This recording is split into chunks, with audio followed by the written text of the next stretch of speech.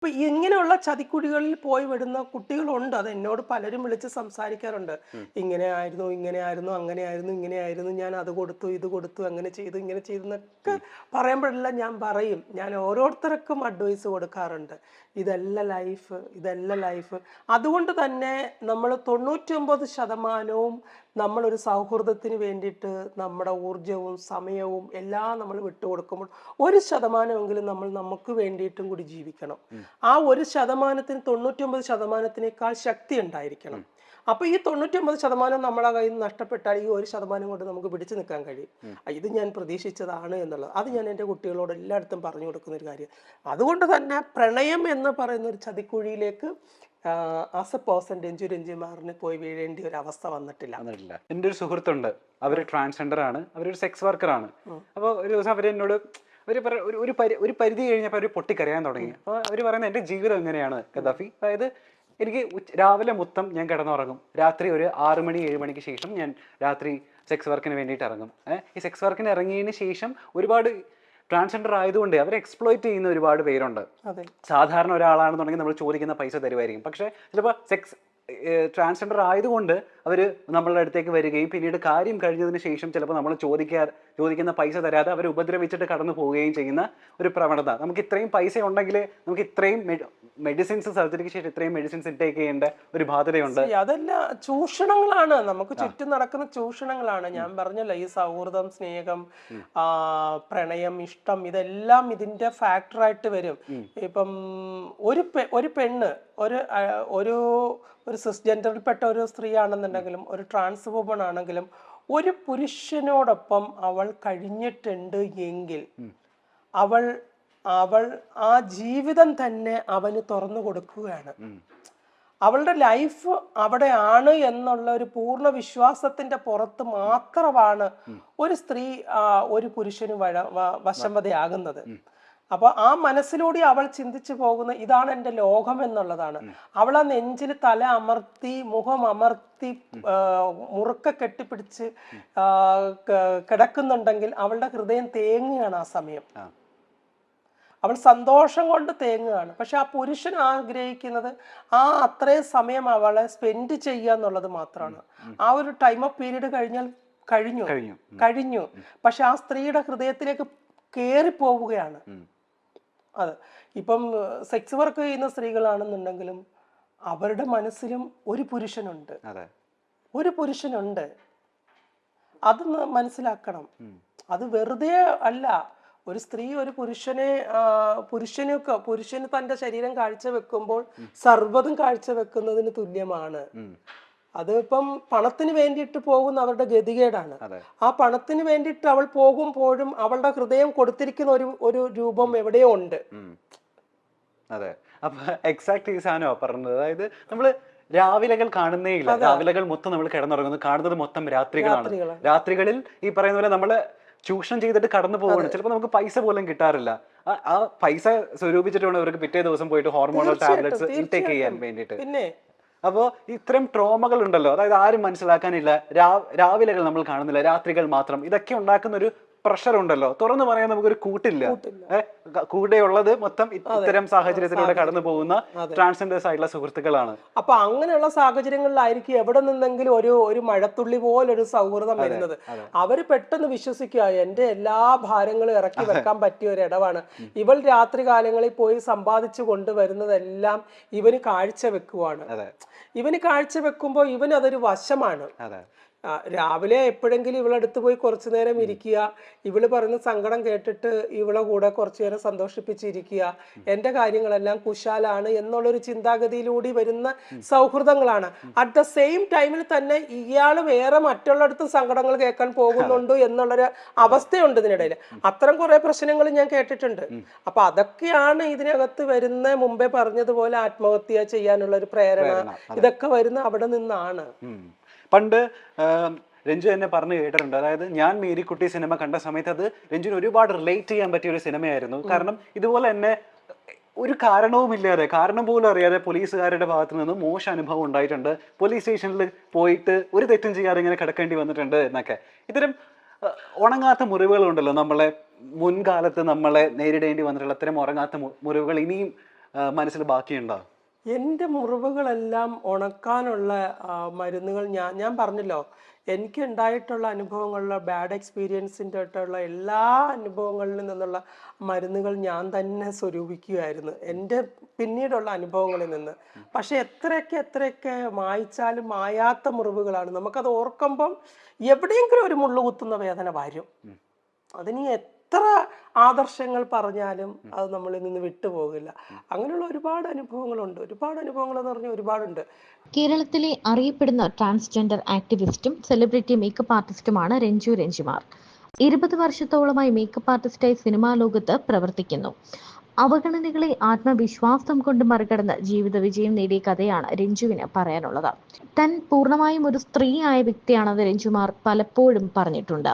രഞ്ജു അടുത്ത സൗഹൃദം സൂക്ഷിക്കുന്ന കുറേ താരങ്ങളുണ്ട്. നമ്മുടെ ഈ സിനിമ ഇൻഡസ്ട്രി നോക്കുകയാണെങ്കിൽ പല താരങ്ങളുടെയും വിവാഹത്തിനും അല്ലെങ്കിൽ പ്രത്യേക ഫംഗ്ഷന് എല്ലാ കാര്യങ്ങൾക്കും മേക്കപ്പ് ചെയ്യുന്നത് രഞ്ജുമാറാണ്. നമ്മുടെ ഭാവനയുടെ വിവാഹമാണ് അതിൽ ഏറ്റവും ഹിറ്റായി മാറിയ ഒരു വിവാഹം. കാരണം മേക്കപ്പിലാണെങ്കിലും വസ്ത്രമാണെങ്കിലും എല്ലാം കൊണ്ടും അടിപൊളിയായ ഒരു വിവാഹമായിരുന്നു. ആ വിവാഹത്തോടെയാണ് ശരിക്കും പറഞ്ഞാൽ രഞ്ജുമാർ ശ്രദ്ധിക്കപ്പെട്ടു തുടങ്ങിയത്. പിന്നാലെ രഞ്ജുവിന്റെ സലൂൺ ആണെങ്കിലും മേക്കപ്പ് ആണെങ്കിലും വളരെ വലിയ ഒരു രീതിയിൽ ഹിറ്റായി മാറുകയും പലരും രഞ്ജുവിനെ തേടി എത്തുകയും ചെയ്തിട്ടുണ്ട്. കൊല്ലം ജില്ലയിലെ പേരൂരാണ് രഞ്ജുവിന്റെ സ്വദേശം.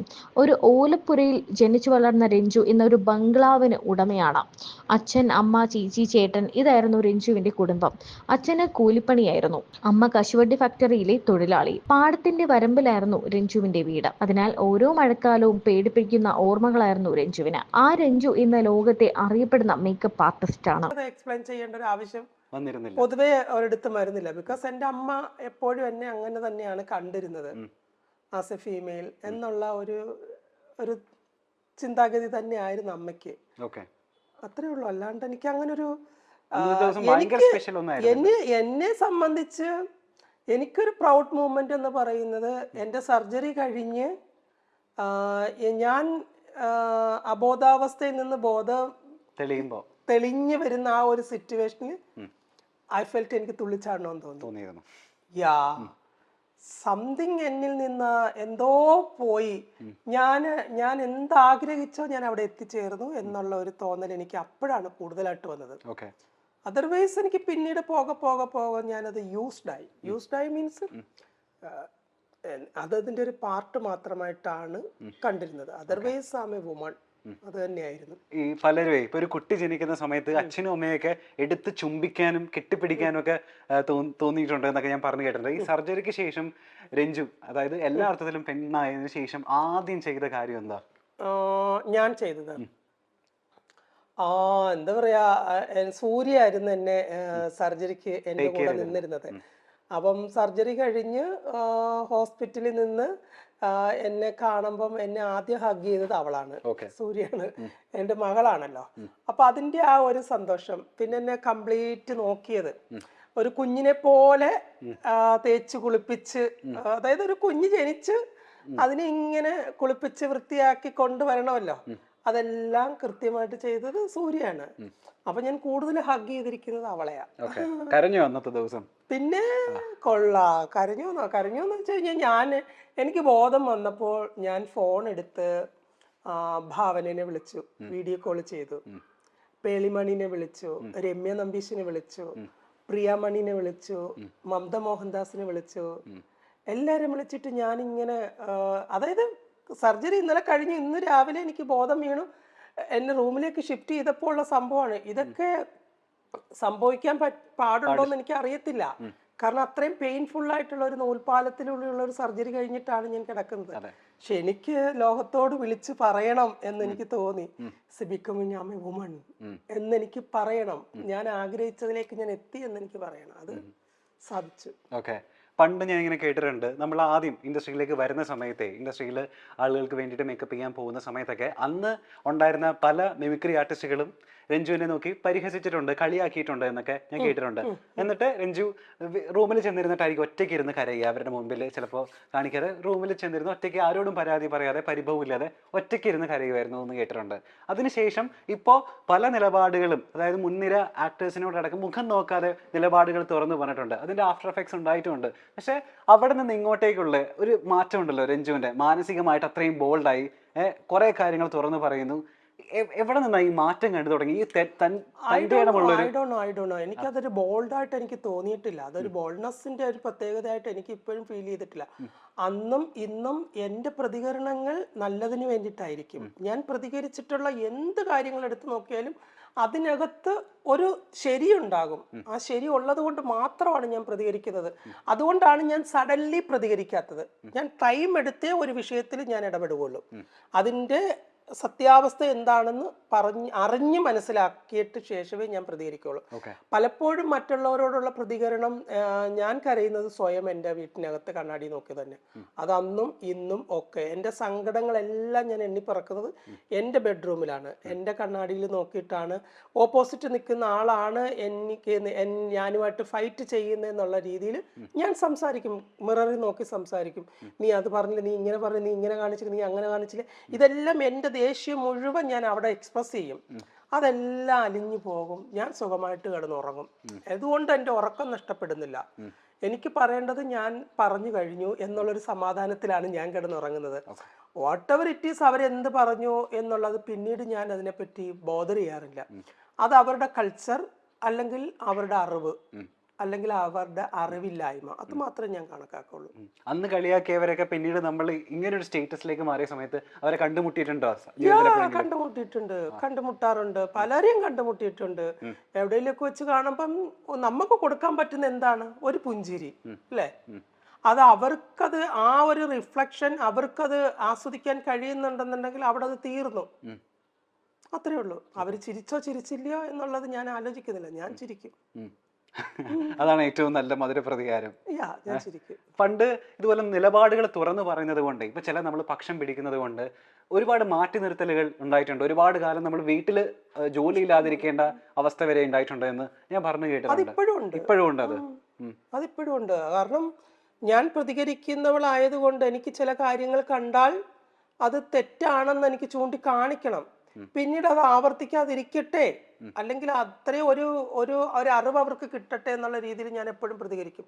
അതുകൊണ്ട് തന്നെ പലയിടങ്ങളിൽ നിന്ന് എന്നെ മാറ്റി നിർത്തപ്പെട്ടുകൊണ്ടിരിക്കുവാണ് അന്നും ഇന്നും ഒക്കെ. അത് എനിക്ക് മാത്രമല്ല, അഭിപ്രായങ്ങളുള്ളവരെല്ലാവരെയും തഴയുന്ന കാലഘട്ടമാണിത്. അതിപ്പം എന്നെ സംബന്ധിച്ച് എൻ്റെ ഒരു സമാധാനം, അല്ലെങ്കിൽ എനിക്ക് അവർക്ക് വേണ്ടിയിട്ട് ഒരു വാക്കെങ്കിലും ഉച്ചരിക്കാൻ കഴിഞ്ഞല്ലോ എന്നുള്ളത് മാത്രമേ ഞാൻ ചിന്തിക്കുന്നുള്ളൂ. അതർവൈസ് എൻ്റെ അന്നമാണ് അവിടെ മുട്ടിയിരിക്കുന്നതെന്ന് കുറെ കഴിയുമ്പോഴാണ് ഞാൻ മനസ്സിലാക്കുന്നത്, റിയലൈസ് ചെയ്യുന്നത് അപ്പോഴാണ്. ഞാൻ അന്ന് അങ്ങനെ പറഞ്ഞത് കൊണ്ട്, അല്ലെങ്കിൽ അന്ന് അവരുടെ കൂടെ അവർക്ക് സപ്പോർട്ട് ചെയ്തത് കൊണ്ട് എൻ്റെ അന്നം മുടങ്ങുന്നുണ്ട് എന്ന് ഞാൻ റിയലൈസ് ചെയ്തു. അതും എന്നെ ബാധിക്കില്ല. ബിക്കോസ് ഞാൻ ഈ ഒരു സപ്രപഞ്ച കട്ടിലൊന്നും ജനിച്ച ആളല്ലല്ലോ. വായി സ്വർണ്ണക്കരണ്ടിയും കൊണ്ട് ജനിച്ച ഒരാൾക്കേ സ്വർണ്ണക്കരണ്ടി നഷ്ടപ്പെട്ടു പോകുമ്പോൾ ആദ്യം വരുവുള്ളൂ. എന്നെ സംബന്ധിച്ച് പ്ലാവില കൂട്ടി കഞ്ഞി കുടിച്ചിട്ടുള്ള ആളാണ് ഞാൻ. അപ്പൊ എനിക്ക് ആ പ്ലാവില കൂട്ടി കഞ്ഞി കുടിക്കുന്നതിന്റെ രുചി എന്താണെന്ന് എനിക്ക് നന്നായിട്ട് അറിയാം. ഞാനിനി തിരിച്ചങ്ങോട്ട് എത്തിയാലും എനിക്കങ്ങനെ പ്രത്യേകിച്ചൊരു വ്യത്യാസമൊന്നും വരില്ല. അതുകൊണ്ട് ഞാൻ അതിനെപ്പറ്റി ചിന്തിച്ച് ഓവർ തിങ്കിങ് ഇല്ല, അത്ര തന്നെ. ഇപ്പോഴും അത്തരം തുറന്ന നിലപാടുകൾ പറയാനും എന്റെ അഭിപ്രായങ്ങൾ തുറന്നു പറയാനും, ഇനിയിപ്പോ ജോലി ഇല്ലെങ്കിലും സാരമില്ല, അത് തുറന്നു പറയും തന്നെയുള്ള ഒരു മാറ്റവും പറയും. എനിക്കത് അവർ പറഞ്ഞത്, അവരുടെ പ്രസ്താവന തെറ്റാണെന്ന് കണ്ടു കഴിഞ്ഞാൽ, ഇന്ത്യയിൽ വോട്ടവകാശമുള്ള ഒരു ഇന്ത്യൻ പൗരത്വം സ്വീകരിച്ചിട്ടുള്ള ഒരാളാണ് ഞാൻ. എനിക്കും അവരെ പോലെ തന്നെ അഭിപ്രായമുണ്ട്. എന്ത് വിട്ടുത്തരം പറയാന്ന് കണ്ടു കഴിഞ്ഞാൽ ആൾക്കാർ അതിനെ അക്സെപ്റ്റ് ചെയ്യണമെന്ന് പറഞ്ഞ് നടക്കുന്ന കാര്യമല്ലല്ലോ. അതിപ്പോ ചെറിയ കുട്ടികൾ വരെ പ്രതികരിക്കുന്നുണ്ട് പല കാര്യങ്ങളിലും, അല്ലേ? അപ്പം നമ്മൾക്ക് പറയാനുള്ളത് പറയണം, അത്രേ ഉള്ളൂ. ഇപ്പോൾ തുറന്നു പറയുന്നത് കൊണ്ട് അവസരങ്ങൾ ഇല്ലാതെ ആയിട്ടുണ്ട്, നമ്മളെ മാറ്റി നിർത്തിയിട്ടുണ്ടെന്നൊക്കെ പറഞ്ഞാൽ, അതുപോലെ ഭീഷണികൾ എന്തെങ്കിലും വന്നിട്ടുണ്ടോ ജീവിതത്തിൽ? ഇഷ്ടം പോലെ, ഇൻഡസ്ട്രിയിൽ നിന്ന് ഇഷ്ടം പോലെ. ഓക്കെ, അതെങ്ങനെയാ നേരിട്ടിരുന്ന്? ഞാൻ അവരോട് പറയും, വീട് ഇന്നടുത്താണ്, വണ്ടി നമ്പർ ഇന്നതാണ്, ഞാൻ ഇന്ന ദിവസങ്ങൾ ഇന്നടുത്തോട്ട് ട്രാവൽ ചെയ്യുന്നുണ്ട്, നിങ്ങൾക്ക് എന്തെങ്കിലും ചെയ്യണമെന്നുണ്ടെങ്കിൽ ചെയ്തോ, നോ പ്രോബ്ലം. അത്രേ ഉള്ളൂ. എന്തായാലും എൻ്റെ നിലപാട് വ്യക്തമാക്കിയിട്ടായിരിക്കുമല്ലോ ഞാൻ ഈ ഭൂമിയിൽ നിന്ന് പോകുന്നത്. അത്രയും സമാധാനമുണ്ട്. ഓക്കെ. ഇതിപ്പോ നമ്മളെ കേരളത്തിലാണെന്ന് തോന്നുന്നു ട്രാൻസ്ജെൻഡേഴ്സിന്റെ മരണം ഏറ്റവും കൂടുതൽ റിപ്പീറ്റ് ചെയ്യപ്പെടുന്നത്. അത് കണക്ക് നോക്കി കഴിഞ്ഞാൽ ഒരുപാട് മരണങ്ങൾ 1 by 1 ബാക്ക് ടു ബാക്ക് ആയിട്ട് ഇങ്ങനെ സംഭവിച്ചുകൊണ്ടേയിരിക്കുകയാണ് അല്ലേ? അപ്പോൾ ആസ് എ ട്രാൻസ്ജെൻഡർ എന്ന് പറയുന്ന വ്യക്തി, അവരുടെ ആ കമ്മ്യൂണിറ്റിക്ക് വേണ്ടി പ്രവർത്തിക്കുന്ന ഒരാളെന്ന നിലയിൽ എന്തൊക്കെ നല്ല മാറ്റങ്ങളാണ് ട്രാൻസ്ജെൻഡർ കമ്മ്യൂണിറ്റിക്ക് വേണ്ടിയിട്ട് ഇവിടെ കേരളത്തിലുണ്ടാകുന്നത്? ഞാൻ അതിനെപ്പറ്റി ഞാൻ തിങ്ക് ചെയ്യുന്നില്ല. ബിക്കോസ് മരണം എന്ന് പറയുന്നത് ഇപ്പോൾ ഒരു ആത്മഹത്യയെ പറ്റി എനിക്കും ചിന്തിക്കാം, ഞാനും അതിലൂടെ സഞ്ചരിച്ചിട്ടുണ്ട്. അതൊരു പ്രസന്റ് ഓഫ് മൈൻഡിൽ വരുന്ന ഒരു പ്രോബ്ലമാണ്. അതിന് നമ്മൾ ഓവർകം ചെയ്യുക എന്നുള്ളതാണ് ആസ് എ പേഴ്സൺ എന്ന നിലയിൽ നമ്മൾ നേടിയെടുക്കേണ്ടത്. കാരണം ഈ ചുറ്റുവട്ടത്തുള്ളവരെല്ലാവരുടെയും ചിരി നമ്മളെ നോക്കി സന്തോഷത്തോടു കൂടിയുള്ള ചിരിയാണ്, അല്ലെങ്കിൽ പ്രോത്സാഹനത്തോടു കൂടിയുള്ള ചിരിയാണ്, അല്ലെങ്കിൽ നമ്മുടെ അക്സെപ്റ്റ് ചെയ്തുകൊണ്ടുള്ള ചിരിയാണ് നമുക്ക് വിശ്വസിക്കാൻ പറ്റില്ല. ചിരികൾ പലതരമുണ്ട്. അത് അവരെ കിടന്ന് ചിരിക്കട്ടെ, നോ പ്രോബ്ലം. ഇപ്പൊ ഒരു കാലഘട്ടത്തിൽ നമ്മളെ പരിഹസിച്ച് ചിരിച്ചവര് പിന്നീട് നമ്മളെ ചേർത്ത് പിടിക്കുന്ന അവസ്ഥകൾ വന്നിട്ടുണ്ട്, നമ്മുടെ കൺമുന്നിൽ കണ്ടിട്ടുണ്ട് ഇല്ലേ? അപ്പൊ നമ്മൾ ഈ മരണത്തെ സ്വീകരിക്കുക എന്നുള്ള ഒരു തോട്ട് നമ്മൾ എടുത്ത് കളയണം. മരിച്ചത് കൊണ്ട് ആർക്കാണ് നഷ്ടം? നമുക്ക് തന്നെ സ്വയം നഷ്ടം വരുത്തി വെക്കുന്നേ ഉള്ളൂ. ഒരു ഫോട്ടോ ഫ്രെയിം ചെയ്ത് വെക്കും എന്നത് കഴിഞ്ഞാൽ അതിനകത്ത് ഒന്നുമില്ല.